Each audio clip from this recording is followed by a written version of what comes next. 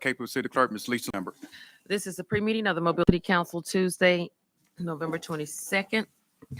We have approval of minutes from November the 8th and the 15th. No issue. Appeals, we have requests for waive the noise ordinance on December the 3rd from 12 p.m. until 7 p.m. on Berkeley Avenue. No issues. December 23rd, 7 p.m. until 9 p.m. in Bienville Square. With it. December 3rd, 9 a.m. until 1 p.m. on Gulfdale Drive. No issue. November 24th in Public Safety Memorial Park from 1 p.m. until 5 p.m. Public hearings. Today is a public hearing to consider ordinance to amend proposed amendments to section 64.3.I or 1 Downtown Development District of the current zoning ordinance, Chapter 64 of the Mobile City Code, and proposed amendments to Appendix A, Downtown Development Code, Chapter 64. Any comments from the council? If not, Madam Clerk. Public hearing to rezone property located on the south side of Dolphin Street, 520 feet east of Sage Avenue, extending to the east side of Sage Avenue, extending to the west termini of Exeter Drive and Sherwood Drive South from LB2 and R3 to R3. Pen, good. Public hearing to rezone property located at 2819 Government Boulevard from R1 and B2 to B2. Public hearing to rezone property located at 1263 Baker Street from R2 and I2 to I2. Yeah, from my understanding, the applicant had called the office several times trying to reschedule the public hearing, but when the public hearing is called, it's called.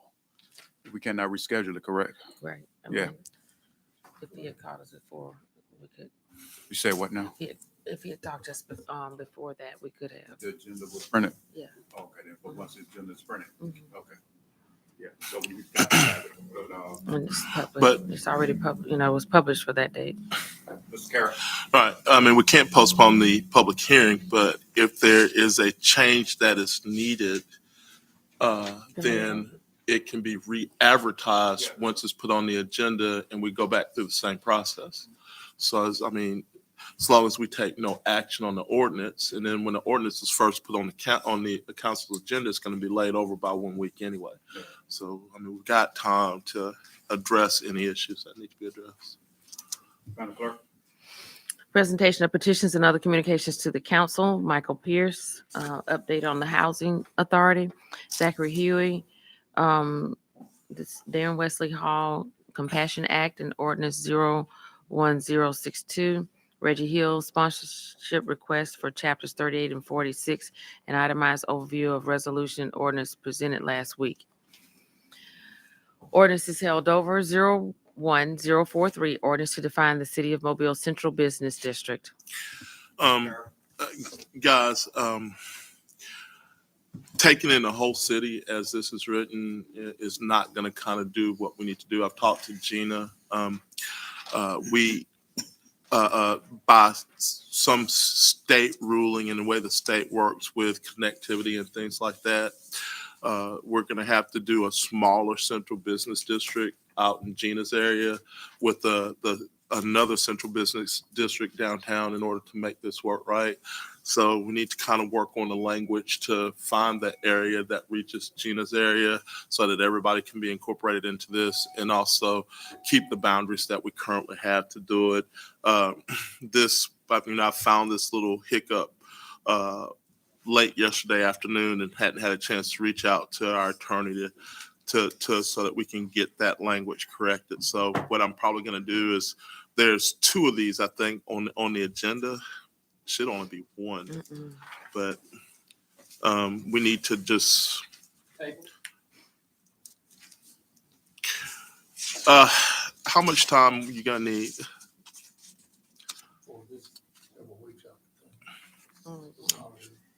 All right, let's table this and then we'll come back with it rewritten the first week of January or right after the end of the holiday. That January is going to be an awful busy month for us, and I kind of want to have this behind us so that we can move forward. Okay. Madam Zero 07058, amend Chapter 7 of the Mobile City Code, Animals and Fowls. Yes, sir, Mr. President. Ms. Reynolds. The amendments that were given to the clerk last week are on file. I think a clean version has been produced, so I'd like to offer those amendments today. And they're, again, everybody's had an opportunity to read them, but the big one was licenses for dogs, all dog owners. It's still required unless your dog is microchipped that is registered. And that mitigates the identification concern that was raised by the administration. And then the administration had several changes that mostly were just cleanup changes. So hope everybody's had an opportunity to read it. I'd like to offer those today. Mr. President. Mr. Jones. Yeah, just on section 714, we talk about keeping domesticated fowl, but we need a definition of what that is. I mean, I think everybody immediately slews to chickens, but what about ducks or peacocks? Or, I mean, those are domesticated, but we don't, you know, we need a definition in here on what that is and what it's not. No. You're so complicated, Scott. Man. Wow. The devil's in the details. You get the same phone calls I do, William. I want it laid out for me so I have it black and white. I don't want to have to go to a gray area. You would think that Ben would get more domesticated fowl calls than he does. Right? He's got the rural district, you know. No, Where? fowl. Domesticated fowl. I didn't see it. Yes, so you have to put together two definitions. There's a definition for domesticated animal, and then right below that, there's a definition for fowl. And it includes chickens, ducks, geese. Where is that section, please? That's in the definitions section, 7-1. But I mean, does that mean domesticated fowl? It's like a compound word. We're taking. Okay, there it is. I see. I'm good with that then. Thank you. It's not wild dogs, these are domesticated. Maybe we should do something about the ducks at Langham Park. Those are attack geese. I'll tell Got you. some for adoption if you'd like a few for No, your yard. they just multiply in my backyard. They multiply wherever they are, yeah. There were a couple. We talk about unlawful issues, and I need to go back and reconcile. There's a couple of them that are not covered in the fines chart back in 733, and I've got to figure out which ones are not. I don't know. I've got highlighted 7.20, 7.17, but I've got to see. I think there was one that wasn't covered. We just need to make sure that those are there. If I Sure. may, several of the violations were intentionally omitted because they require a court appearance. So this schedule that from chapter 1, that's called the schedule of fines, and if an offense is listed on the schedule of fines, then somebody who's charged with one of those offenses has the option to just come to municipal circuit court and pay the fine and not go to court. Some of these offenses, like abuse of animals, there is no option to just pay a fine and not come to court. Court appearance is mandatory. So if court appearance is mandatory, then that offense is not going to be listed on the schedule of fines. But do we cover that and what that No. penalty is in here? If not, I think it needs to be laid out. But yeah, So there's an the penalty understanding. is up to 6 months in jail and up to $500. That is the standard penalty, and it's in there. Yes. Okay. Yes. As long as it's in there, I'm okay with it. I just don't want any unknowns that exist in here. And then for any other violation of the chapter that does not require a court appearance, we've added a catch-all of $100 per fine. And that's in the amendment on page 18. Okay. All right. Mr. Reynolds' changes are all incorporated in this. Yes, they are. Yes, they are. Okay, I'm good. Thank you. Mr. Reynolds, did you have something? You good? All right. Madam Clerk? 65061, ordinance to amend 65-4C7, tree protection and management of the Mobile City Code. Consent resolutions held over 4786, declare the structure at 1005 Texas Street a public nuisance and order it demolished. Sometimes you just gotta let it go. Resolutions held over 081013, approve purchase orders for fuel for various city departments. 091014, transfer funds from the Alabama Municipal Trust Fund to Capital Project Mounted Unit, new training facility. 211015, authorized contract with Chris Brewer Contracting for partial demolition of the decommissioned ZBAC wastewater treatment plant. 211016, authorized contract with Ardura Group, Inc. for assessment of the watershed for Stickney drainage study. 211017, authorized contract with Goodwin Mills Kaywood for design and construction administration of a new facility at the Mobile Police Department mounted unit.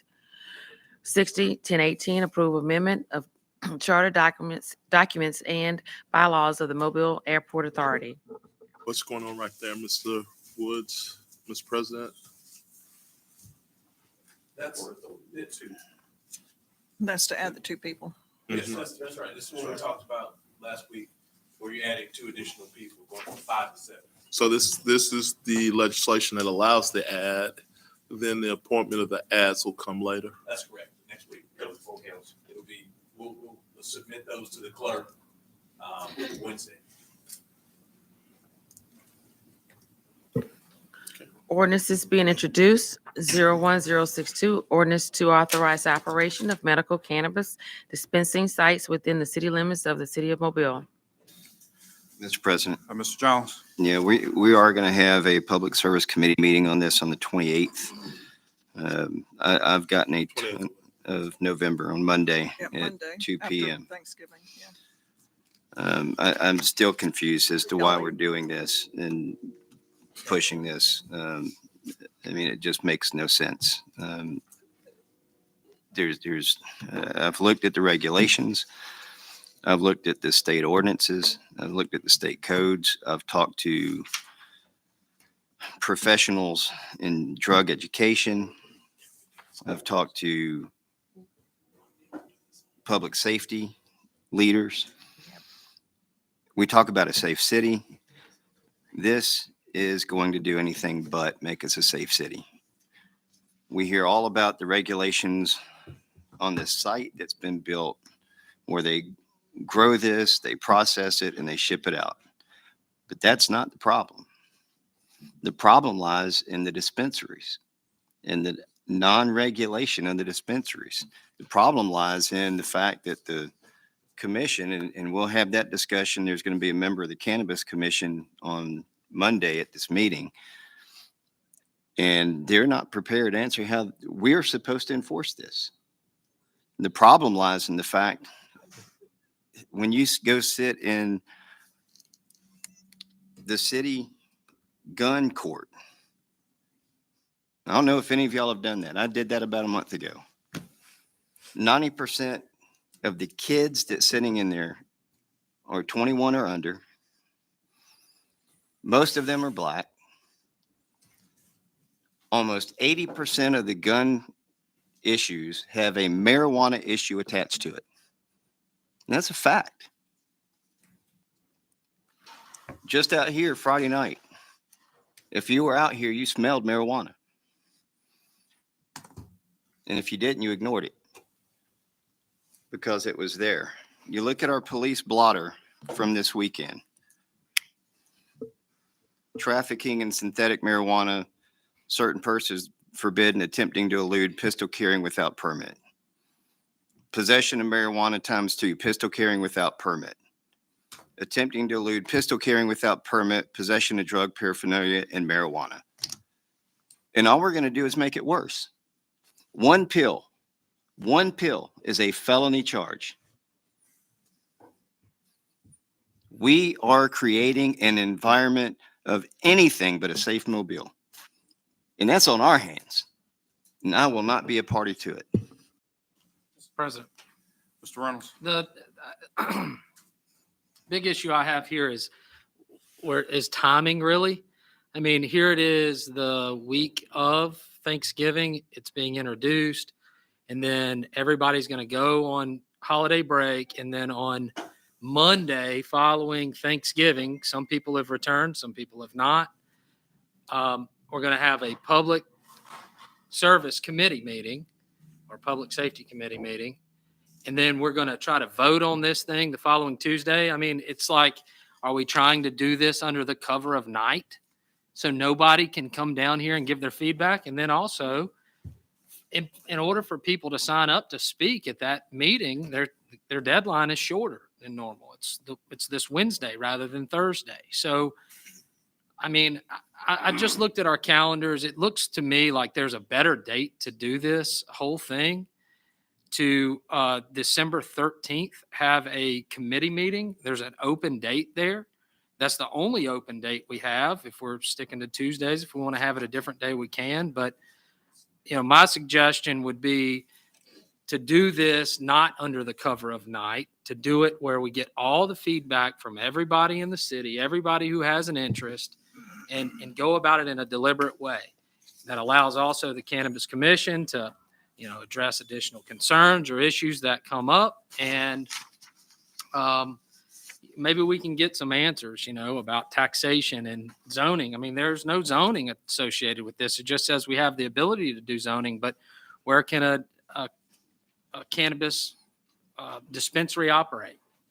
Is it a pharmacy, or is it a retail location? I mean, can they be in an R1 area, or do they need to be in a, you know, B3? Or, I mean, that's not defined in our zoning code. So it's my opinion, we only get one really bite at the apple here to get it right the first time. We only can get it right the first time one time. And doing it under the cover of night and in a hurry, just to me, doesn't seem like the right way to go about it. So I'd ask that we hold this thing over, allow the Public Service Committee to meet on December 13th. Mr. President. Mr. Penn? Thank you, Mr. President. Often, because I know my colleagues here, and I definitely value, and I know their heart. I know they don't mean anything, but words are powerful.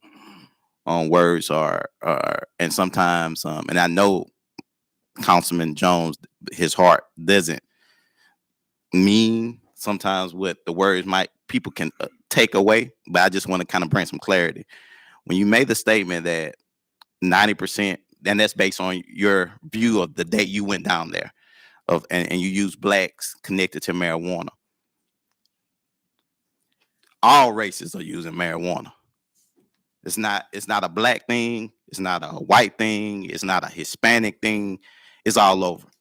We talk about two different things. So I kind of just wanted to address that because I know people are watching, and it's important for them to get understanding that everybody is smoking marijuana.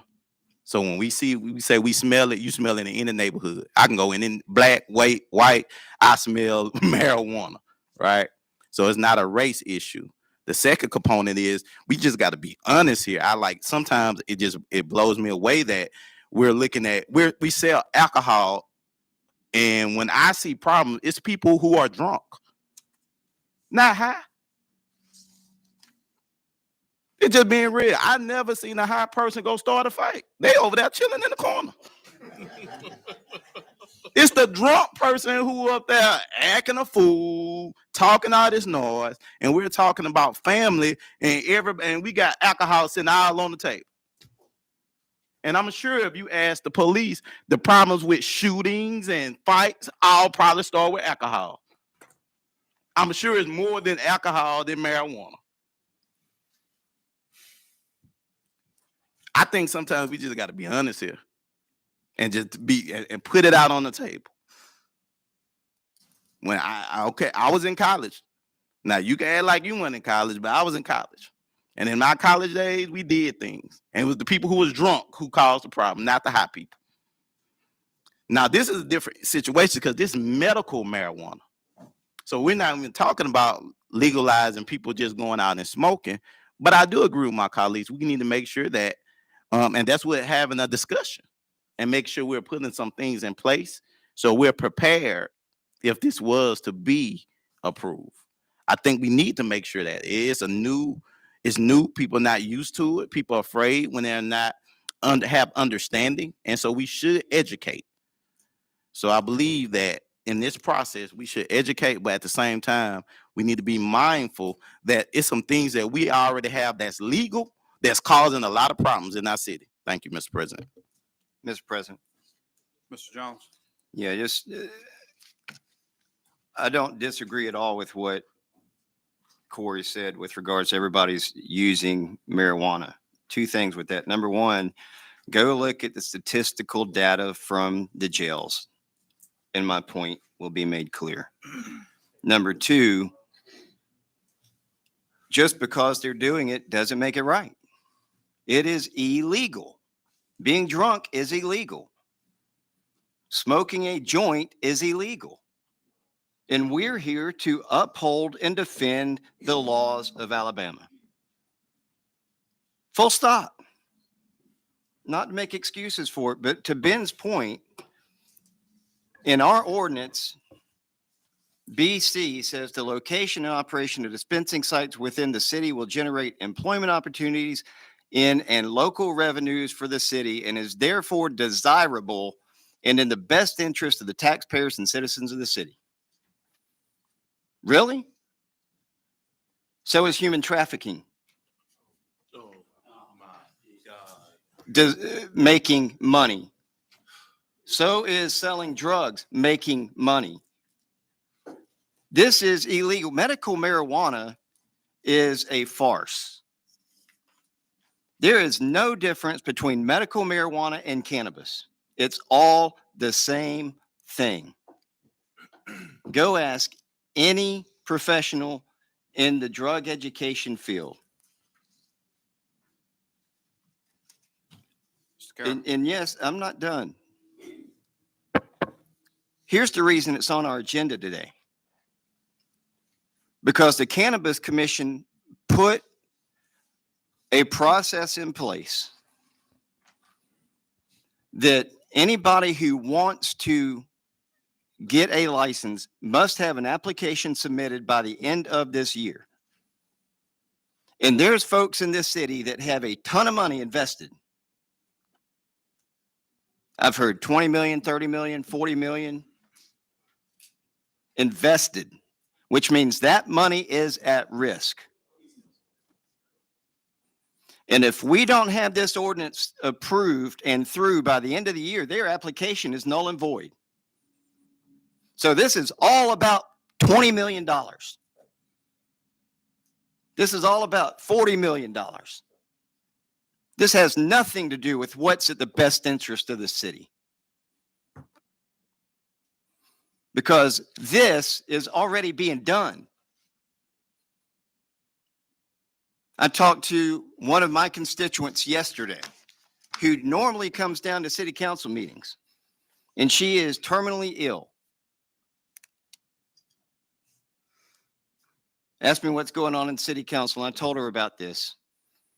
She said, "What's the big deal with medical marijuana? I already have it." I said, "How'd you get it?" "My doctor prescribed it to me." I said, "Where'd you get it picked up from?" "Publix." So don't sit here and tell me that we don't have medical marijuana in Mobile already. And it's a heck of a lot safer than opening up some dispensary where somebody's going to manufacture a medical ID card and anybody can get it. And then we're going to have folks walking around the city with illegal pills and gummies that are going to put them in jail. This is irresponsible and it's wrong. No, no. Just very quickly, I want to ask Chief Barber and Batiste on the enforcement side of things. Can you fill us in on if the dispensaries are allowed to open in Mobile, how will police handle this? And you might actually also have some insight as to how the judges will be handling it. I know we've talked about enforcement, and that's certainly a big issue. So how do police and the court system handle this sort of thing? So the illegal component is THC. Can you go to the microphone? So the illegal component in marijuana is THC, tetrahydrocannabinol. And so all the state has done is agreed to license dispensaries and to allow for this prescription for people to use the THC. So on those cases, they're exempt from enforcement, but the enforcement laws against THC or marijuana are still there. They're all part of Chapter 12 of the Criminal Code 13A. So if you don't have the exemption, you can be arrested. Mr. Jones is correct. And if you're dispensing without a license from the state, then it's unlawful distribution of a controlled substance.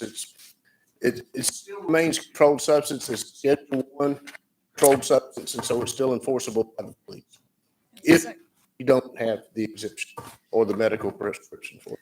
Is the same sort of law in effect for people on opioids and selling opioids, can't even say the word, opioids, narcotics on the street? Same sort of law, same sort of enforcement? Right. It's any scheduled drugs. So it could be Xanax, it could be Nortab, it could be any of the scheduled drugs. It's still against the law in Alabama unless you're a licensed dispensary or you have a prescription to carry. Yeah. Since this is coming up and it's on our radar, has the administration been looking at zoning and where these types of things would, have y'all looked ahead that far to Mr. Woods? So most of what you have here is controlled by the state statute. And as Director Chief Staff Barber mentioned, two things. One, you're looking at a scheduled substance. And if you're selling that, it's controlled. And you can't be within 1,000 feet of the school or 1,000 feet of the church. That is dictated by the statute itself. And look, I think Councilman Pickens said it best. Words do matter. Things are important, especially when they're said from these seats of this room. So the statute carries most of it. The ordinance itself just allows a dispensary. There's not a big difference between selling a controlled substance in your city versus people having it. If they have the card, then they have a prescription, they have the ability to have it. No difference than having an opioid or Xanax or anything else. If you do not have a prescription, then you can't have it legally. It is a controlled substance. And we will continue to enforce. If we find somebody with an opioid and they don't have the bottle and they have it in a bag, we give them a free ride in the metro. If we find somebody who has these pills that are dealing with cannabis, not the green leafy substance, that's a completely different story. If you do not have a card, then once again, we give them a free ride in the metro. Not a big difference. It is controlled, and there is an opportunity for us as a city to allow it to occur in the dispensary. So you can still have it. You can still have the card, and you can go to another municipality, buy it, and still have it legally. It's just a matter of whether or not this council wants to authorize the dispensary to be located so that you can get a benefit from the revenue. So I appreciate you all looking at it.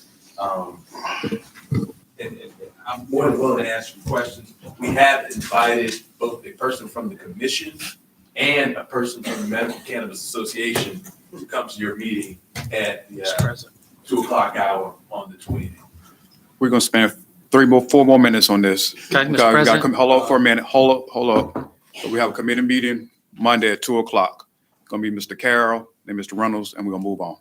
I'll just be short. How should I put this? The forefathers grew hemp and smoked it before they wrote the Constitution of the United States. The Indians smoked coyote weed and used it in a peace pipe. The Mexicans smoked marijuana and brought it to the United States. And from that date forward, it was pushed as a propaganda tool. It was later made illegal in 1936. And then it was deemed unconstitutional in 1969. The only thing that brought this back to life as a controlled substance was the Controlled Substance Ordinance or law that was passed later. So my mind is that since the beginning of time, I mean, you know, somebody's been smoking something, you know what I mean? But in this case, we're not smoking anything. Not smoking anything. So I think the misconception is you think that somebody's gonna walk up there and get, I don't know, one of those little round things that look kind of green, crush it up and put it in something and smoke it, but that's not the case. It's just not the case. The perception there is totally different. Fentanyl's not a problem. Well, let me put it to you this way: we sell opiates in the stores right now. Regulated. Opiates, Regulated. opiates, we sell them, but still, yet they are one of the most dangerous substances in the United States to people. But we sell it openly over the counter. Cannabis. Well, I'm sorry. Yeah, it's controlled, but still, yet scientists and doctors have proved over time that cannabis has less of effect than an opioid.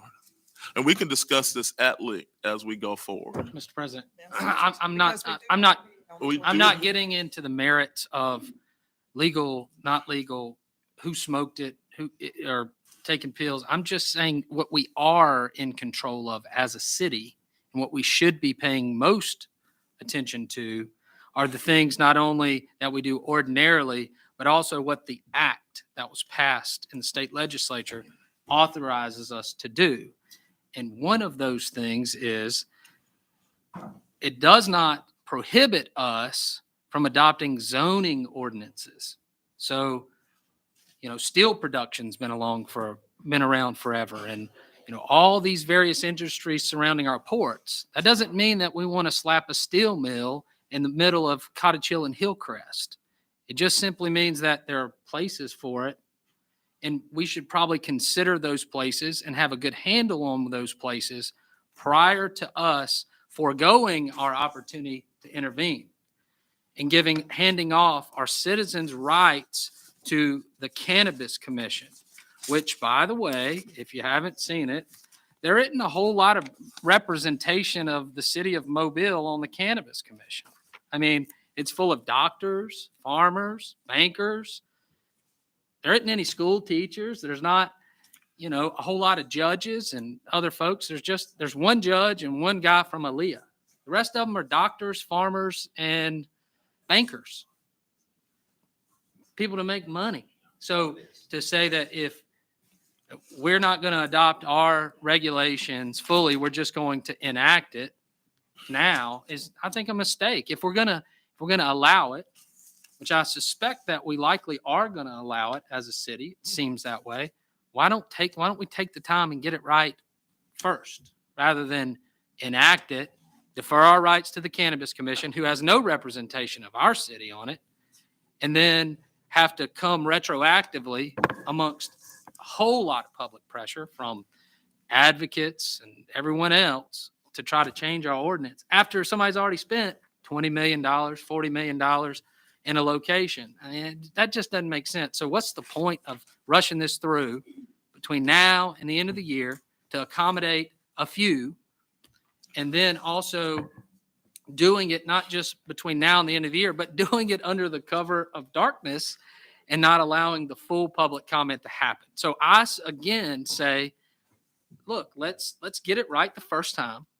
Let's push this thing off into December sometime when we're not having a committee meeting on the heels of a holiday.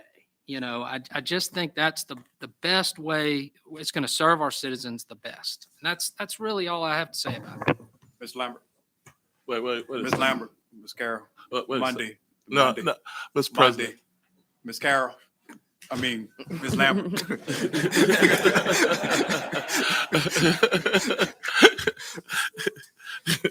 64063 is the ordinance, the amendment to the proposed amendments downtown development district. 64064 is the rezoning on Dolphin Street. Hey, downtown redevelopment district. There's something missing here, Lana. There's no master plan for this that I saw. There's a master plan included in that paperwork, which is the back of the napkin master plan that was submitted with just that picture. Then we need to adopt that in front of the DDD amendments. So it needs to be a separate line for the master plan and then the DDD. Can't include that in this. It has to be separate. Uh, Not be a part of it. Yeah, it was my understanding that we went through all of this, that we need to show that there's a master plan for it, so it needs to be separate. It was advertised with the packet, but it needs to be separate. Shit. It'll come up unless, well, we can just put it on first read next week because this is late. Right, it lays over week, so it needs to be on next week's agenda. So, Can we pass it as first read so that they can both go together? right, Oh, it needs to go on the same date that the DDD does. Unless you want to add it today. Yeah, We can add it you today. gotta add it today. Yeah, add it today and lay it over to the same day. Whatever you guys want to do, but it needs to be there. All right, let's go ahead and add it. 64064 is the rezoning property located on the south side of Dolphin Street. 64065 is rezoning property on Government Boulevard. 64066 is rezoning property located on Baker Street. Consent resolutions being introduced. 60-1021, approve award a special bonus to the firefighter of the month. 60-1022, approve award a special bonus to the officer of the month. 60-1023, 1024, 1025, and 1026 are determined appropriations to Alabama Association Zeta Phi Beta Sorority, Inc., Stewart Memorial Christian Methodist Episcopal Church, Revitalized DIP, and Forest Hill Elementary School serve a public purpose in approving payment. Resolutions being introduced, 08-1027, approve purchase order to Donahue Chevrolet for Chevrolet Tahoe's Mobile Fire and Rescue Department, $57,933. 08-1028, approve purchase order to Tyler Technologies for annual continuing education services, $18,655.69. 21-1029, authorized contract with Melvin Pierce Painting for exterior renovations at the History Museum of Mobile, $442,550. Mr. President, Mr. Reynolds? when was the last time the History Museum was painted? Do we know? How long has it been? Was it last year? No. So we paint that every 2 years? There's also other repairs, I think, yeah, there's other repairs, I think, windows and other things. It's more than just painting. Okay. Real quick. Let's see. This includes window repairs and door replacement along Royal, along Church. It's the whole block right there. But this is not necessarily for painting. We need to get the windows repaired first before we do any painting. This does include painting, though. Is that right? It's some painting, but it's not the entire block. Wholesale painting the whole building. Okay. Thank you. I wonder how often the coal dust affects the paint on that building downtown, being that it's pure white, you know? I mean, there's obviously some impact. That's just something that every building in, downtown has to paint it, pressure wash. So we do admit that the coal dust is a problem. People have said that is, I can't validate that, but we've had many buildings before. So is this coming out of, is this a budgeted item that we had going into, or is it, where's this coming from? The funds? And there's some TIF, correct? TIF funding as well. Thank you. Did you say TIF? Tiffany. I thought that it had expired. When does it expire? August of 23. And how close are we to getting it renewed?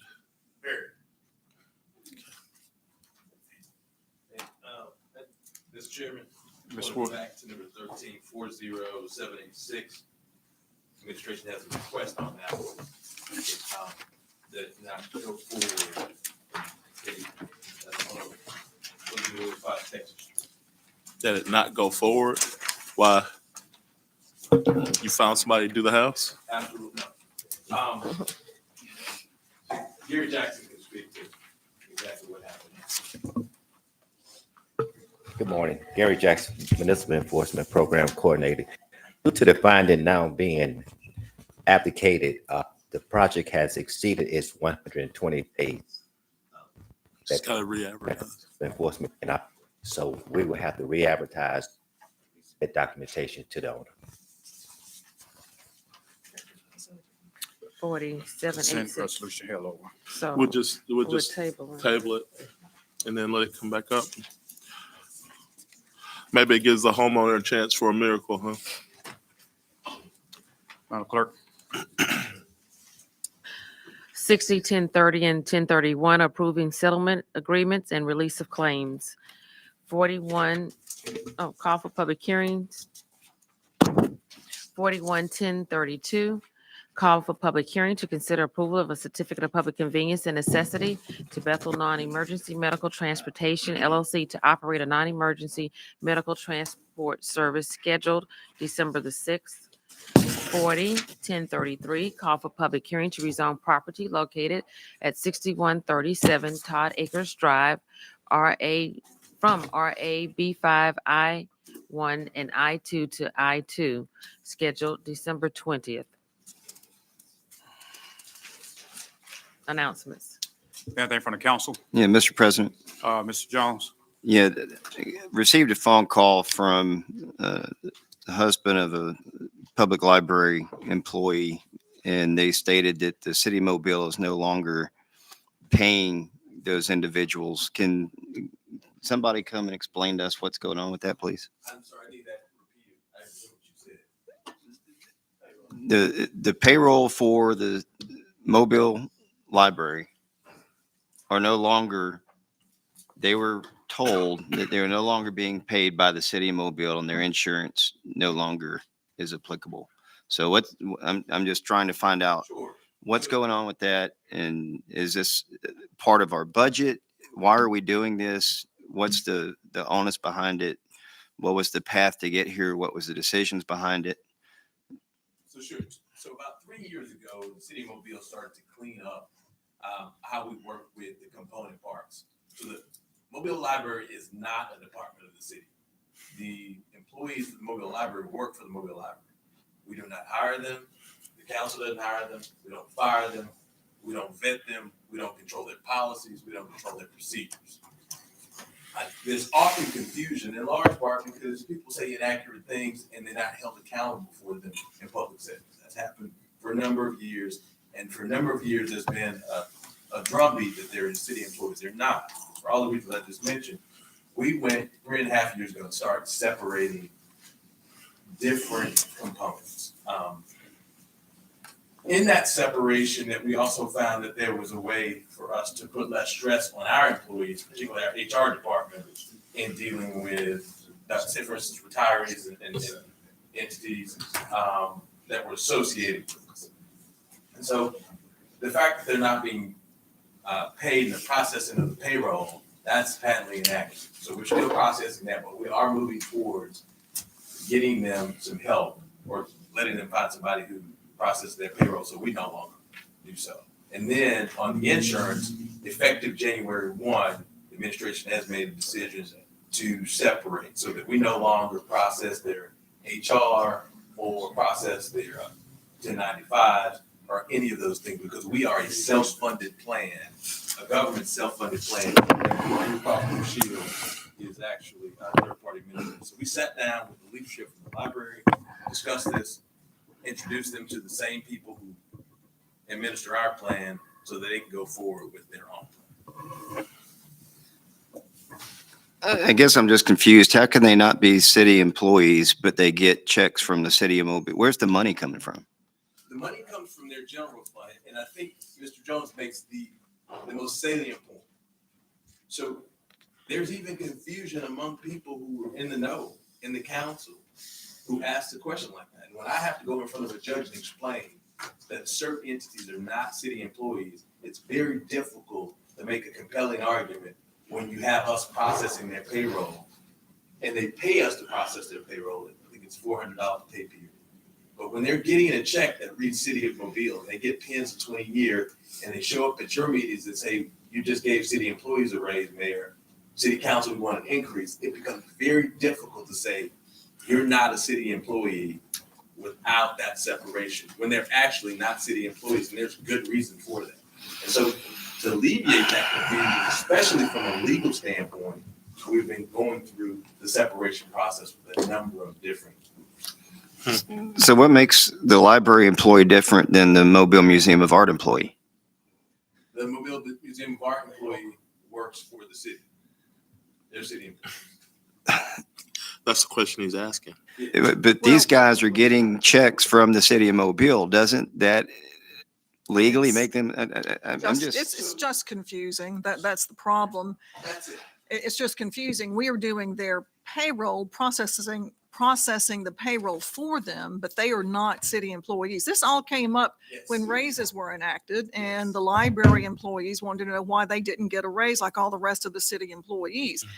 And then we had the same explanation come up that you are not city employees. If you would like to be a city employee, then you would be hired by the city. Everything would be administered by the city, your raises, your hiring, your firing, all of that.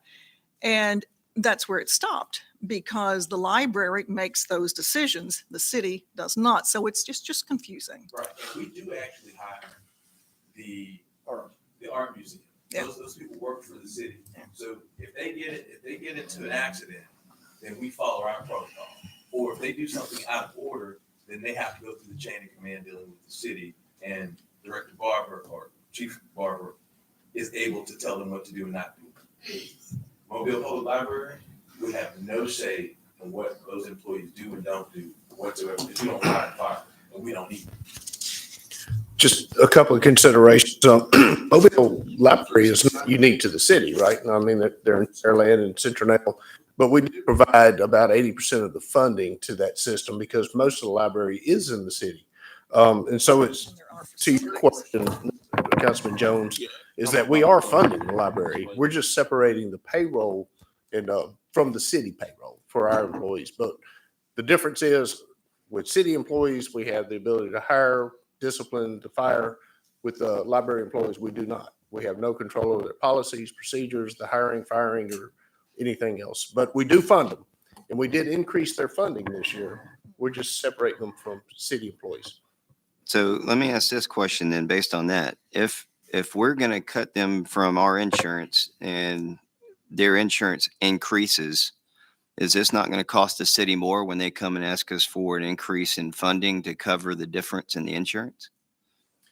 You know, again, we've increased their funding this year. So whenever they send their financials to us, and we see how we can fund that. But keep in mind, we're not the only funding source either. The county and the other, they have other funding So sources. most of it falls within the city, but I think we're just putting ourselves in a position where we're going to drive another increase.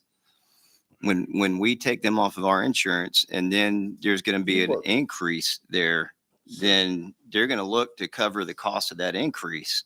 We're doing that to ourselves. Well, so here's what Chief Barber just told you. The city of Mobile funds them over and above everyone else. You all have been carrying them over and above everyone else, including the buildings that they're, including the cars that they lease from us. So you as a city, we as a city have been carrying the burden, including the HR issues. That's the only thing that we're stopping. Everything else stays. And so you have all these other municipalities that benefited from the library, and the city of Mobile carries the large part of the funding, the buildings, the maintenance, the payroll, and the very large sum that this council votes on for a budget that increased even this year and has increased year over year. So that's part of the right side that's going on. I think you're right, there is gonna be an ask, but that ask shouldn't just be of the city of Mobile, because these other entities have been benefiting from what the city of Mobile subsidizes. Question. You doing, Mr. Jones? Yeah.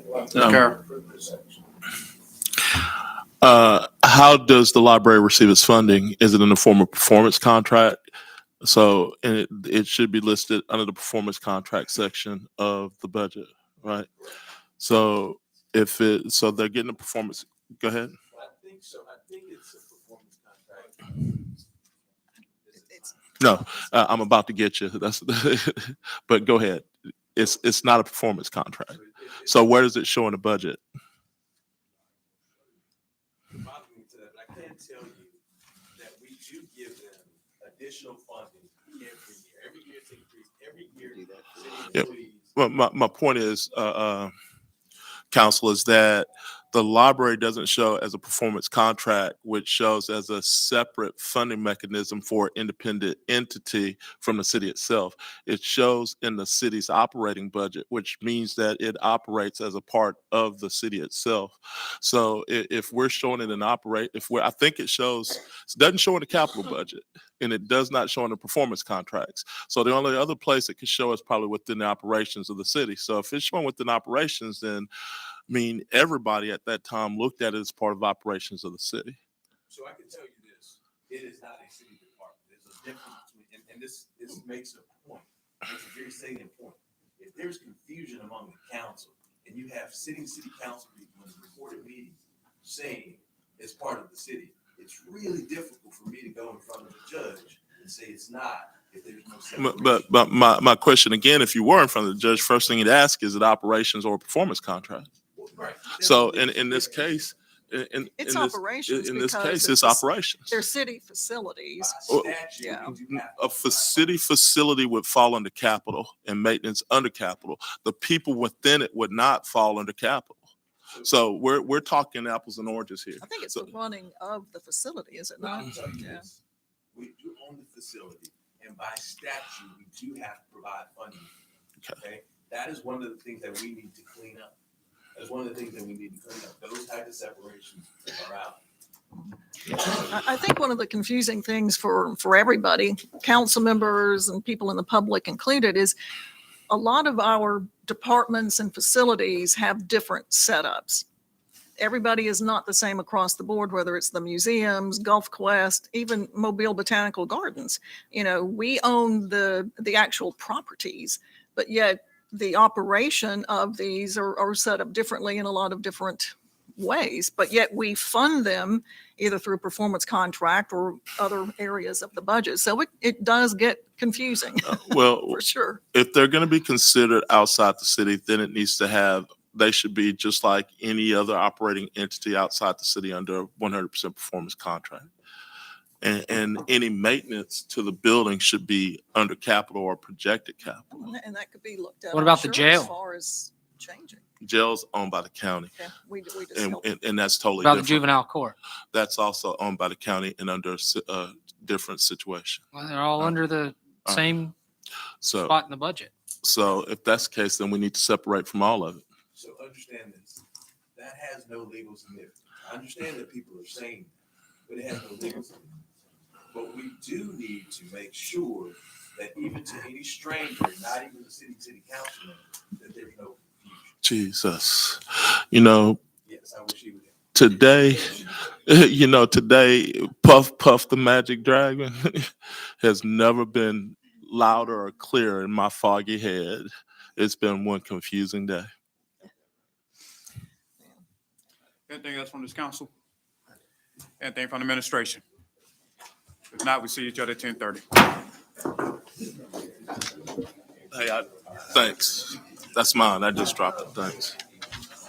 The library should be paid for by us. Just got to figure out a way to do it. Think about it. It's not over. Think about it. We'll figure it out. Just